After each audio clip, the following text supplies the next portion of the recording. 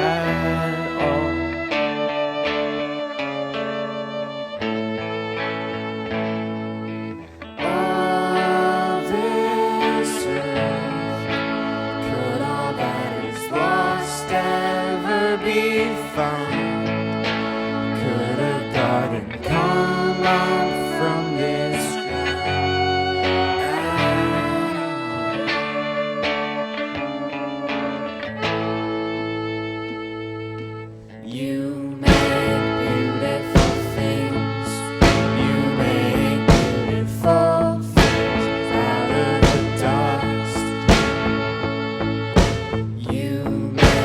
beautiful things.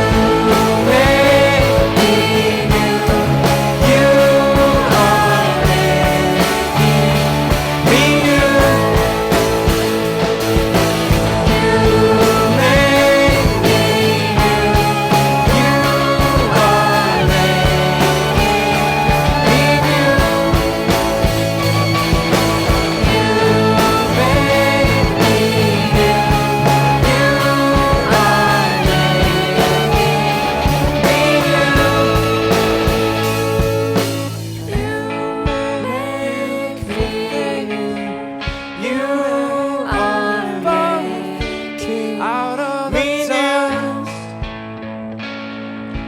You make things, you make all thinking out of me.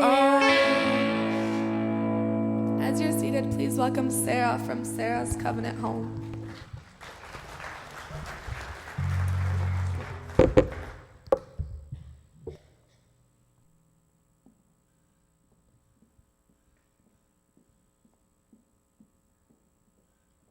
Good morning.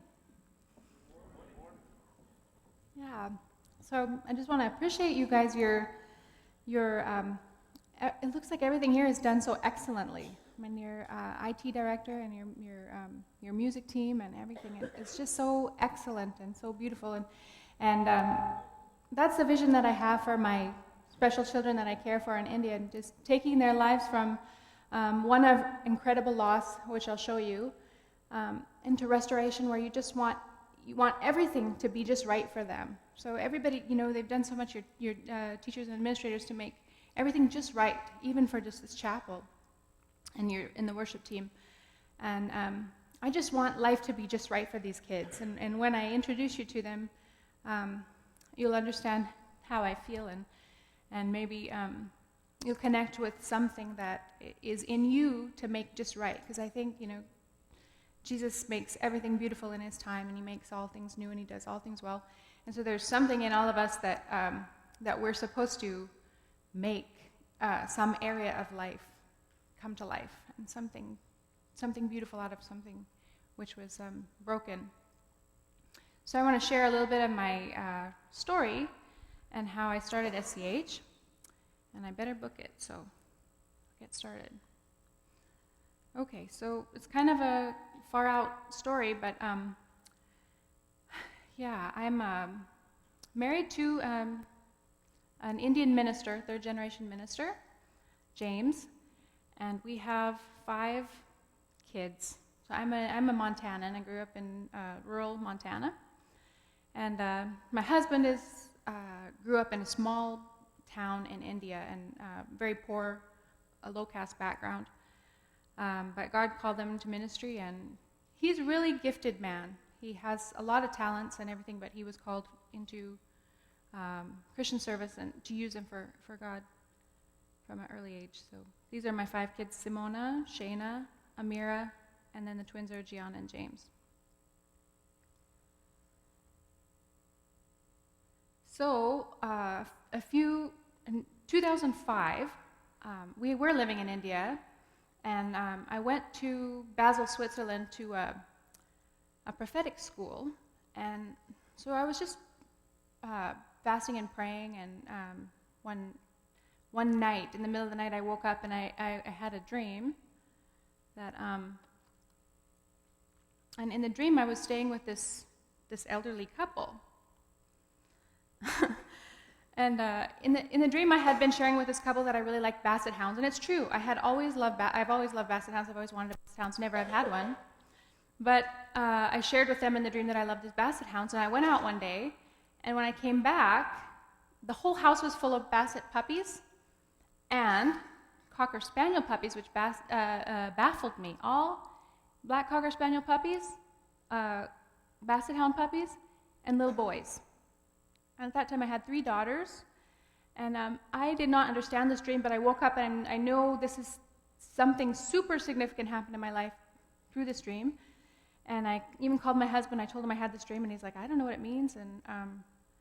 But I knew this was something really big, and I don't always get the interpretation of my dreams, but with this one, I knew that the basset hounds represented something that I had always loved, and I had to identify what it was that I've always wanted and always loved, and then that God was going to bring that about in my life in an overwhelming way, and it was going to be sudden. And in the dream, I was so excited about all these puppies and all these little boys, and I didn't even think for a while about how I was going to take care of them all. And then that hit a little later in the dream, and I was walking with a friend who's also in real life was an orphanage director, and in the dream, and she said, I know God's going to bring us an administrator so we can start a school for all these kids, your kids and my kids. And so when I woke up, I knew there's going to be something big. It's going to involve kids, and it's going to have something to do with a real deep desire in my heart since I was a little girl, and that God was going to take care of it. He was going to bring people and everything, and I shouldn't worry because he had everything already figured out how it was going to work. So then I kind of, when this friend came to India, and she and I were doing a VBS at this building that we were building.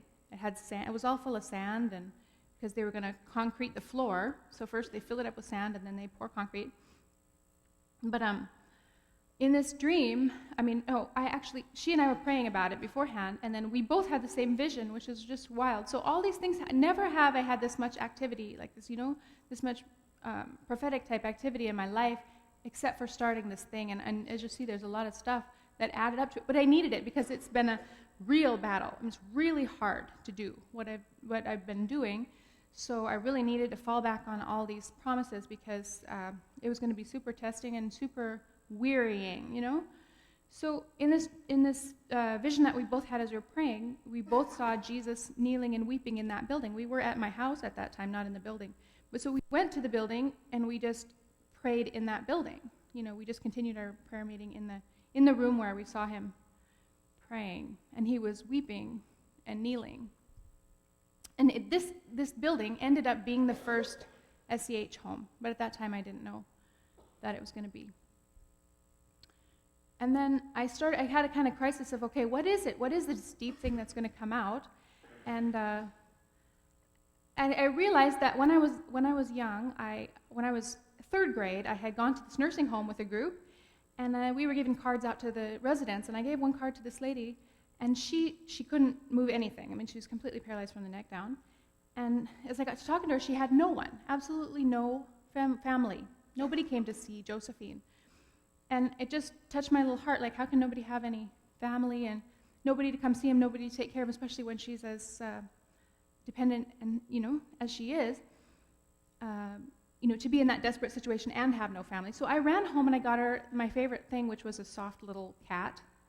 And I came back and gave it to her.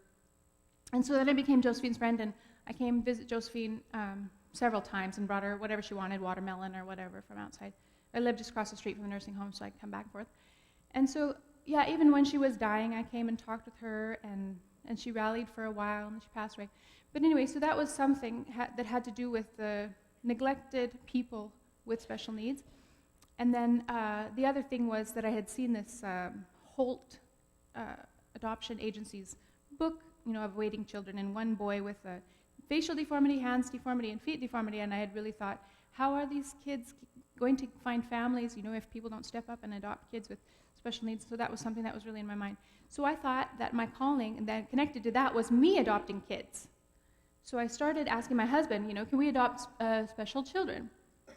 And he was like, no, I don't even need to pray about that. That's something I don't even believe God would ever call us to do that. I don't even need to pray about it. And the way he shut me down on that, and the strength that it was raging in me, like, I have to do this. This is something I have to do all my life, and I got a promise about it.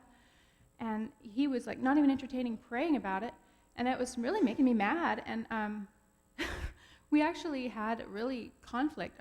One of our toughest marriage conflicts was over that, and it went on for a whole year because I was like, at least pray about it, And he was like, no, it's not happening. And so I would go off at night and watch the things, and watch the internet for it. And anyway, so he kept saying, you can start a children's home, and I kept saying no, but I didn't see that I was doing the same thing I was accusing him of doing, and saying that God couldn't call me to do that, and God would never call me to start a children's home. He would call me to take kids out of orphanages.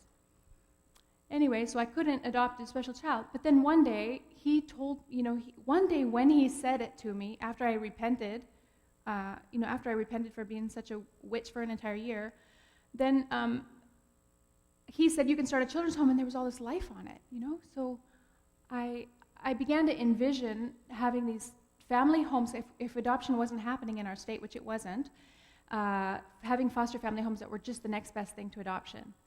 So I started that. So I asked the government, can I have 5 children with intellectual disability? And they said, why would you start with 5? Why not at least start with 10? They didn't say, are you a doctor or a therapist or what? They said, why would you not at least start with 10 kids? And then when they brought me into the children's home, I saw why they were saying that. They had over 80 kids with severe special needs, just lying on the floor. They had no diapers. They had no no life in their eyes. They were wasting away, malnourished kids. And people just pick them up by big kids, pick them up by one arm, one leg, take them and wash them under the cold tap, and bring them back and lay them down on the stone floor with just a straw mat over it. And I was ill because I couldn't pick 10 of those kids. You know, how could I pick 10 and leave the rest behind? So, as you can see, this is how these kids were. This is a picture from that one is on the right is a picture from the children's home that I got these children from. So, yeah, they were hurting, neglected, ill, cold. This little girl had a condition that was easily treated with just oil. They didn't oil her, and so her eyes were so tight that she couldn't close them. She almost lost her vision. And this little girl had just cleft lip and palate. Seems like not a major special need, but they didn't know how to feed her, so she was malnourished and dying. So, and this little girl had HIV. Nobody knew about it. She had crossed eyes. She had club feet. They weren't fixed. So there are a lot of conditions that they have had. See, this is how I saw those kids, and what would you do? You know, would you be okay with just taking 10 and having just a perfect little foster home when those other kids, and there's nobody else to go get them? So I knew I have to take all of them quickly, like the dream, a lot of them quickly, and then sort out how to take the right care of them. So anyway, I'll just quickly go through so you can get a look at these precious kids. So I'm like, how am I going to do this, Lord? And then He gave me the verse. That He's taken great pains to provide for me, and now I should begin it, and He'll be with me. And then I had my husband's blessing on this children's home, and I had some visions from others, which I'll just quickly go through, and then I had a piece about it. And then I also wrote to 3 ladies and said, please hear God on this. Don't just say yes. Just tell me don't just say yes or no, whether you think it's doable, or just hear God and tell me what He says. And then they all said, now, yes, and all this stuff that they were getting. So I had a lot of confirmation, which I really needed.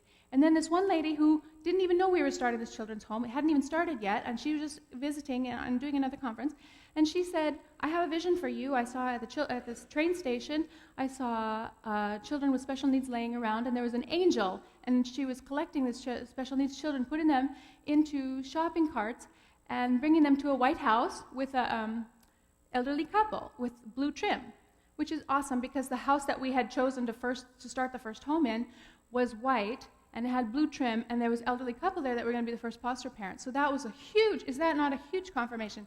So I knew that was going to be something awesome. And then another vision involved running and saving children from a storm, and the Lord said, when you start running, I start providing. These are visions from other people for me. And so all of these things became kind of the basis of what we're doing. So I'm ready to launch off with the first 10 kids, with just faith in all these promises. And then I had hope, which is naivete. I had no background. I did not know what I was doing. Just on hope and innocence, I started it. And, of course, love for the kids. And it was very scary, but we just launched out with 10 beautiful kids. Started a thing. And, went out into the unknown with no real support. And I had no background in it and just trying to learn like a super learning curve. So we started with the 10. Then we got 8 more. And within a few months, we had 16 more kids. And so then we had more, and we just had lots that we had to learn. 11 more kids in February 2011. 31 at once at the end of that year. And then we just had to learn everything quickly because they weren't treating them. They weren't doing it. This kid had undiagnosed hydrocephalus. She would have died in that government home. She had seizures nobody knew were going on. So that was our first surgery, was to put a shunt for her. And then we just had to learn how to teach the kids, how to do therapy. We had to learn how to refeed malnourished children. It's not just feeding them. It involves, all kinds of steps and things that we had to learn. And nobody helped us in the hospitals. We had to download it from the WHO website and run it like a hospital. Just desperation. Didn't have a clue how hard it was going to be and how we would lose children because the local hospitals couldn't help them, and I was not equipped either. But then again, they're dying there with nobody there, and there they are in the city closer to hospitals. They're just not getting taken. They're just not getting the treatment that they needed and the diagnosis that they needed because there were so many of them. Nobody had the heart. So we had to get some urgent surgeries done. But then again, there was also so much joy. They had never had a beautiful dress. They had never picked out their own shoes at a shopping center. They'd never gone to the park. They'd never gone to the beach. They had never had a birthday party. There's so many things that they got to do for the first time, Special Olympics, yeah, we had one home right next to the ocean, and these kids, they just were in the world suddenly. I mean, there was just life, and it was so fun to see them all come alive, and to be trusting after everything that they went through, to still be just ready to give you a big hug, and just ready to believe that the best from you, not like bitter, like we all get when we have more ability to process things, I guess. So, and then of course we had some setbacks. Like I said, I didn't realize how poor the healthcare was in the town I was living. Kids died, and in my arms, and it was real traumatic. And and then I spent 3 weeks, a month almost, away from my own kids, taking these kids to hospitals in the city. And then there was a big cyclone that flooded our whole building. And one of our homes we had to close, and so we ended up with 80 kids in the one building. This was supposed to hold 5 people. We ended up with 80 kids in that building. And it was an orphanage, and again, all the quality of life went down, and my heart was so broken because I wanted a foster home model, and it was not coming. Tried looking for foster apartments. Nobody was renting to us. Just troubles at, at a certain season. And there's the vision and the promises, and it's still all this difficulty. But I have to thank Nicole, Claire's mother, for being one of the people who kept my spirits up. And so I would blog about these losses. And so, I'm blogging about a child who died, and I could hardly speak about it. It was so traumatic. And, I rushed her, she vomited in my mouth. But then I had these people who just would write in from all over the world and just say, I am so sorry. And so Nikki's mom wrote that, just, do you need my phone number? Can I call you? And she was a friend to me, not just to the work or to the kids, but she was a friend to me, and that really helped me just to keep on. And then just remembering the promises that I had from God. And then we had finally a breakthrough in 2013. So we started in 2008, and it was 5 years later that we were finally able to get these kids into foster homes. And so suddenly I said on my Facebook page that I had faith for it, and I said, we're going to have everybody in foster homes by summer. So then I also gave some money incentive to some people, like, if you can find me a flat, I'll give you this much money. And they found, within a month, 12 flats, plus 2 little houses. So this is one apartment building with 6 huge apartments in it. And we rented the whole building for less than $1,000. And this one too, less than $1,000. That's also 6 flats. And we had to paint that one and get it ready. But then there was these 2 little houses that we also rented. So altogether we had 5 homes, where we had just had the one home with all those kids. We were able to split them all up into foster homes right away. I'll just move that. And then my dream of having a house in the city started to come true, because I wanted a place near these good hospitals that I was rushing these kids up to. So we were able to, in the end of 2013, beginning of 2014, to start Rescue Home, which is our first house. This is for medically fragile kids like this little one. She didn't make it, but we were able to rush her within 5-10 minutes to a facility that had a ventilator.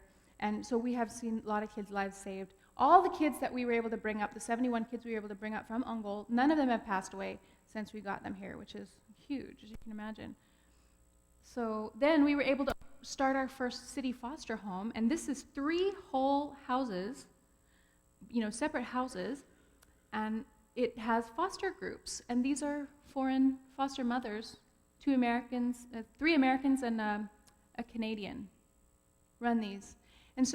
And they are all full of vision. It's a manageable number of kids, and they can implement what they have in their heart. And so they've learned Braille, they've learned sign language, they learned all kinds of stuff to teach the kids, and they've helped kids learn to walk that otherwise would not have learned to walk in a big orphanage setting. So this is what I wanted for the kids, and it could not happen without foster care. So if anybody has a heart for foster care and missions, this is one way that you could fulfill that. Whether you're whether you're now a student and want to do it later, or whether you have a family. We have a couple of families there doing it as well. So, yeah, this is Joy Home. Here we took one of the foster mothers that came over. She didn't want have a heart for any of the existing children. She wanted to take the girls with the HIV from the state home. And so the government had been asking me to take those girls, but I kept taking the kids with cerebral palsy and stuff because I knew that there might be other AIDS organizations, but not very many for those kids, with seizures and things they could die from. And they were getting free government meds, but I didn't realize how poorly they were being cared for.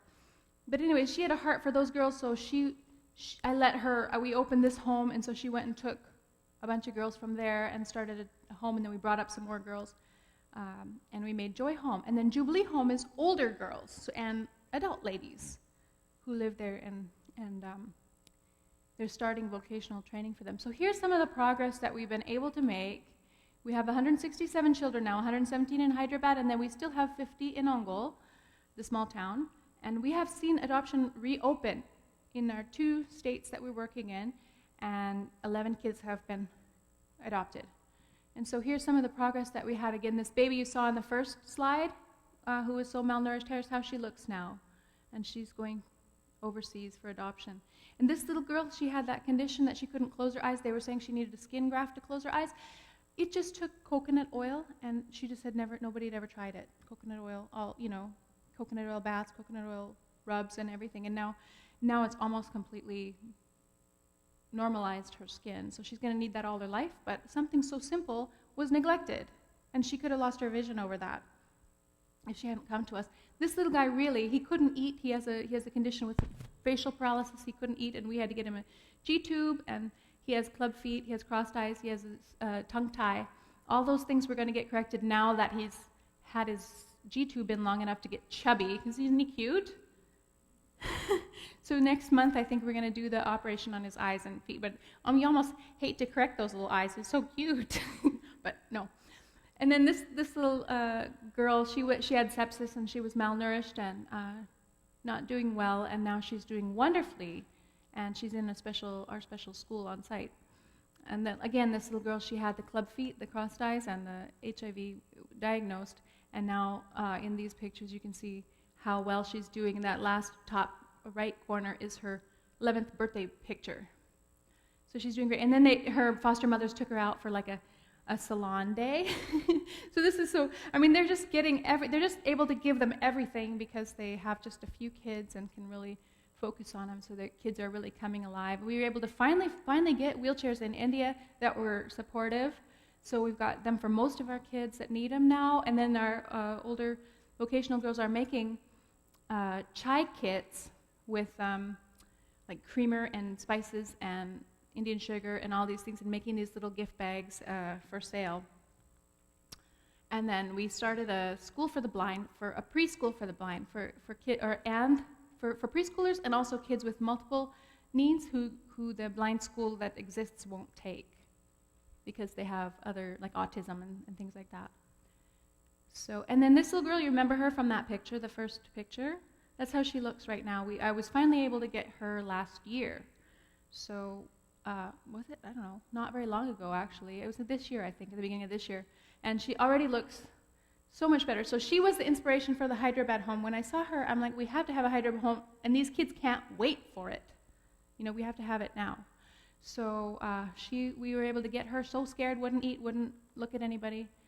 And now she's better. So the goal, of course, is restoration. Look at all these things that we want for the kids. We want them to be adopted, to have a home, a name. We want them happy, to have opportunities more than enough, and healed hearts and dignity, and get all their medical needs met. So this is the goal, which we're not yet at. And we have goals. We have to fully fund it. We're only 40% funded. We really suffer some months. And we want foster parents in every home. We need enough wheelchairs, orthotics, therapy. We need our own campus that's accessible, that we own and not rent.